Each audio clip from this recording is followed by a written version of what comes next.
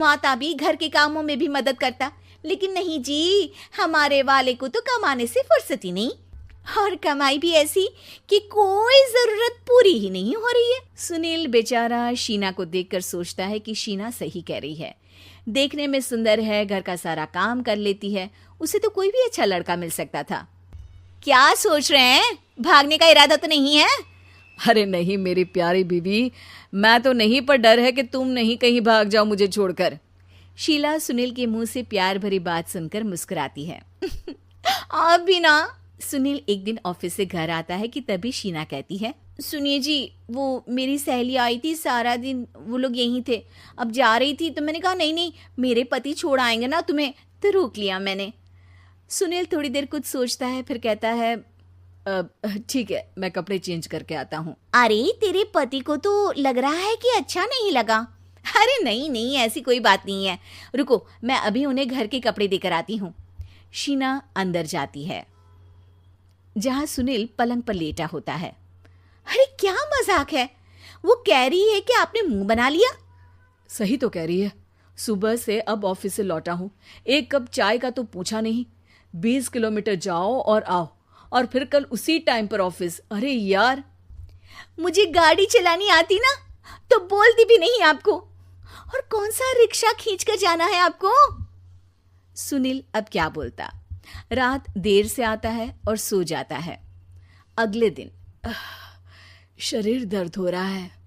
अरे तो मत जाओ ना ऑफिस, चलते हैं ना मार्केट घूमने, फिर पिक्चर देखेंगे और रात में खाना खाकर घर वापस। सुनील जब सारे दिन की थकान वाला शेड्यूल सुनता है तो वो सीधे सीधे ऑफिस के लिए तैयार हो जाता है। अब आए दिन शीना की डिमांड बढ़ती ही चली जाती है और सुनील उसको पूरा भी करता। लेकिन एक दिन, ए जी मेरा भाई आ रहा है, उसे 2 लाख रुपए की जरूरत है। हाँ तो मैं क्या करूं शीना, मेरे पास इतने रुपए नहीं है। हाँ हाँ पता है नहीं है, लेकिन किसी से लेकर तो दे सकते हो ना। अरे मैं किससे मांगू, मेरे तो जानने में भी कोई नहीं है जिसके पास इतनी बड़ी रकम हो। तभी वहां शीना का भाई शीनू आ जाता है। जीजा जी कैसे हैं आप? अब मैं ठीक हूँ शीनू, अचानक इतनी बड़ी रकम की जरूरत कैसे पड़ गई? अरे जीजा जी, वो बिजनेस शुरू किया ना, तो उसके लिए पैसे की जरूरत है, काफी हो चुका है, थोड़ा पैसा बचता है तो मैंने सोचा आपसे ले लूं। अब देखो मेरे ऑफिस में कुछ लोग हैं जिनकी सेविंग अच्छी है, मैं उन लोगों से बात करके देखता हूँ। सुनील ऑफिस से किसी से पैसे लेकर शीना को दे देता है। शीना वो पैसा भाई को दे देती है। 2 महीने बाद, अरे यार शीना, वो ऑफिस वाला आदमी अपने पैसे मांग रहा है, कैसे दूं? अपने भाई से बोलो ना पैसे दे दे। अरे हाँ हाँ दे देगा, कहाँ भागा जा रहा है, आप उनको बोल दो कि दे देंगे। थोड़े दिन बाद, शीना वो आदमी मुझसे आज भी पैसे मांग रहा था यार, मैं तंग आ गया हूँ, ऑफिस जाते ही सामने उसका चेहरा दिखता है, क्या बोलूं, बार बार पैसे मांगता है। अच्छा मैं शीनू को फ़ोन लगाती हूँ, बात करके देखती हूँ। शीना भाई को फ़ोन करती है लेकिन वो फ़ोन उठाता ही नहीं। लगता है भाई कहीं ऐसी जगह है जहाँ नेटवर्क की समस्या होगी। सुनील अगले दिन दोपहर को ही घर आ जाता है। उसका चेहरा उतरा और परेशान सा होता है। वो रोने लगता है।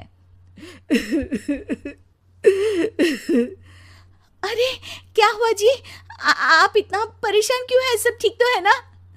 अरे नहीं शीना, कुछ ठीक नहीं है, मैं ठीक नहीं हूँ।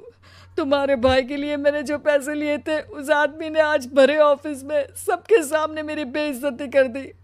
सबके सामने आज मैं कर्जदार बनकर खड़ा था। मैंने हर वो प्रयास किया घर चलाने के लिए जो मैं कर सकता था, लेकिन अब नहीं होगा। वो फिर रोने लगता है। अरे आप तो औरतों की तरह रो रहे हैं, मर्द हैं आप।